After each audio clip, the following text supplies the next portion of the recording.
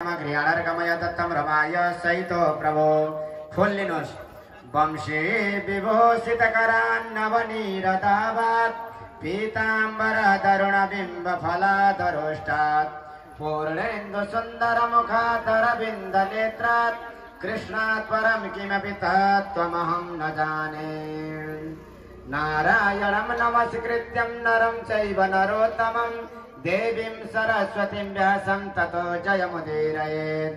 जन्माद्यस्य यतनुभयादितरतस्तारदेशभिज्ञास्वराट् तेने ब्रह्महृदयादिकवये मुह्यन्ति यत् सूरया तेजो वारिमृतं यथा विनिमयो यत्र त्रिसर्गो मृषा धाम्ना स्वेन सदा निरस्तकुहकं सत्यं परं धीमहि धर्म प्रोजित कहितपुत्र परमो निर्मत्सराणां सतं वेद्यं वस्तवमात्र वस्तु शिवदं तापत्रयोन्मूलनं श्रीमद्भागवते महामुनिकृते किं वा परैरीश्वरा सद्योरित्यवरुध्यते त्रिकृतिभिः शुश्रूषुभिस्तत्क्षणात् निगमकल्पतरोर्गलितं फलं सुखमुखादमृतद्रवसंयुतं पिबत भागवतं रसमालयं मुहुरहो रसिका भुवि भावुका।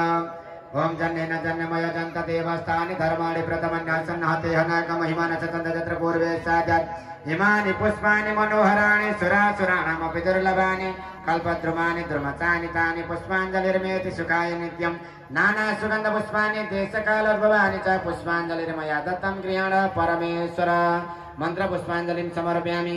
रिद्धि सिद्धि साई गणेश भगवान को, राधा कृष्ण भगवान को, राधा सर्वेश्वर भगवान को, वृंदावन बिहारी लाल को, गोदावरी रंगनाथ भगवान को, राष्ट्रदेव पशुपतिनाथ को, पराक्षद्रवरा धाम को, प्राचीन हरिद्वार चतरा धाम को, सप्तकोशिकी नदी को, सुनसरी नदी को, मनकामना भगवती को, लक्ष्मी नारायण भगवान को, तुलसी दामोदर भगवान को, लक्षवर्ती का प्रज्वलन महोत्सव को, व्यास जी महाराज को, मोटकल्य गोत्र दिवंगत हुए का संपूर्ण पितृहरु को, मोटकल्य गोत्र दिवंगत हुए का माता लोकमाया कार्की को, मोटकल्य गोत्र दिवंगत हुए का माता लोकमाया कार्की को।